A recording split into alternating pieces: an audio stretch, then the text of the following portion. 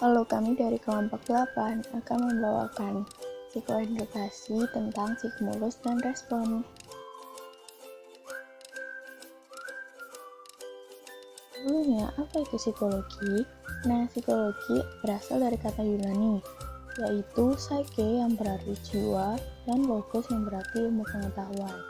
Secara etimologi, psikologi adalah ilmu yang mempelajari tentang jiwa, baik mengenai gejala, proses maupun latar belakangnya.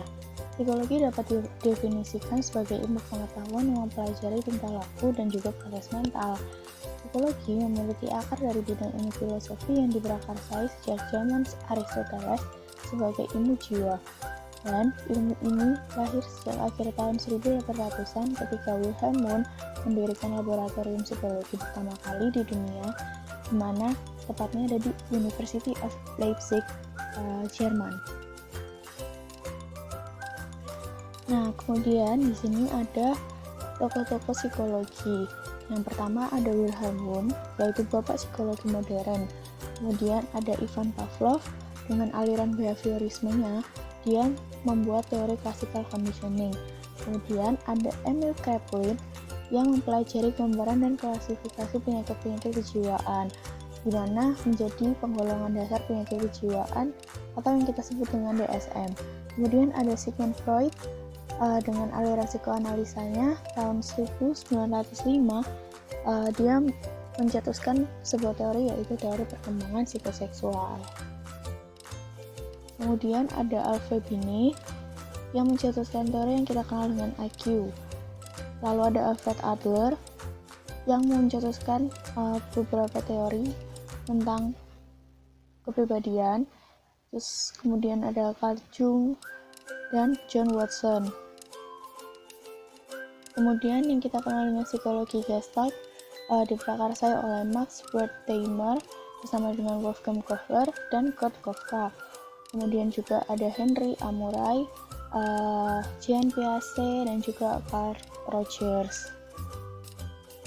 Berikutnya, tokoh psikologi lainnya ada Erik Erikson tentang teori psikologi perkembangan sosial. Kemudian ada Bruce Skinner, Abraham Maslow, dan Eysenck. Nah, ilmu psikologi sendiri, cakupan bahasannya juga luas loh teman-teman. Ada 4, yaitu psikologi pendidikan, psikologi klinis, psikologi industri dan organisasi, kemudian ada psikologi sosial.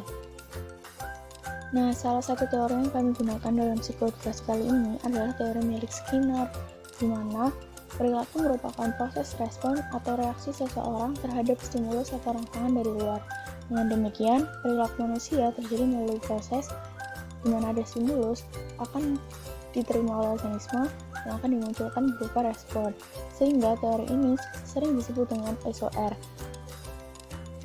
Menurut Skinner, setiap makhluk hidup pasti selalu dalam proses melakukan sesuatu terhadap lingkungannya. Selama melakukan proses tersebut, makhluk hidup akan menerima stimulan-stimulan yang menggugah. Nah, stimulan ini berdampak pada meningkatnya proses terjadinya perilaku.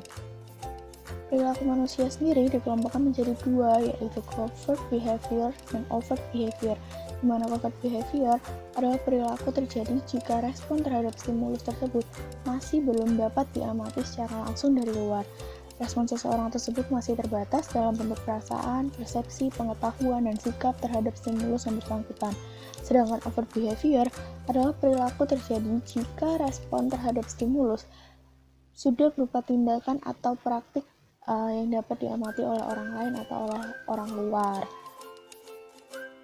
Nah, berikut gambaran yang dijelaskan oleh Skinner, di mana stimulus kemudian berubah menjadi organisme yang nanti berwujud 2 respon, yaitu baik covert behavior atau overt behavior.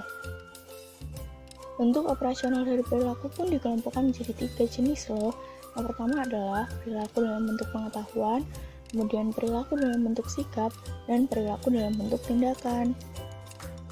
Perilaku dalam bentuk pengetahuan di sini adalah dengan mengetahui situasi dan tindakan. Sedangkan perilaku dalam bentuk sikap seperti tanggapan perasaan terhadap keadaan atau rangsangan dari luar diri subjek, sehingga alam itu sendiri akan mencetak perilaku manusia yang hidup di dalamnya. Kemudian untuk perilaku dalam bentuk tindakan, yang sudah konkret berupa perbuatan terhadap situasi dan rangsangan dari luar. Menerapkan stimulus dan respon adalah COVID-19, di mana COVID-19 sudah menjadi perbincangan yang hangat selama hampir 8 bulan terakhir di tahun 2020.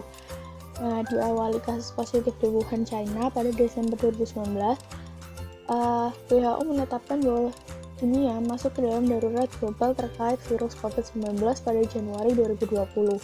Sedangkan di Indonesia sendiri, kasus pertama kali ditemukan pada Maret 2020. Lalu apa sih hubungannya teori SOR kita dengan COVID-19?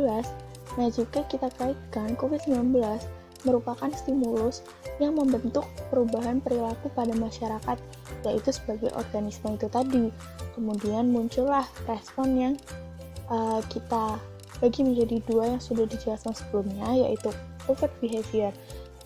Dari covert behavior, contohnya seperti ini nih. Awal munculnya virus ini, sebelum dikonfirmasi ada di Indonesia, respon dari sebagian masyarakat masih terbatas pada pengetahuan bahwa virus tersebut bahaya, atau perasaan takut terhadap COVID-19, namun belum memunculkan perilaku pencegahan. Masyarakat masih melakukan aktivitas seperti biasa. Sedangkan perilaku dari overt behavior, dari sebagian sisanya, masyarakat sudah melakukan perilaku pencegahan seperti memakai masker dan hand sanitizer, atau melakukan protokol kesehatan bahkan sebelum kasus meningkat seperti sekarang. Nah ya, perilaku-perilaku tersebut dapat dipengaruhi oleh berbagai faktor seperti faktor pengetahuan, usia, sosial ekonomi, lingkungan sekitar, sehingga respon yang muncul pun berbeda-beda.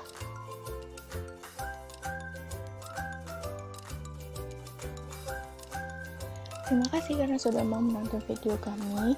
Berikut adalah referensi yang kami gunakan, dan berikut adalah pembagian tugas dari masing-masing individu kelompok kami.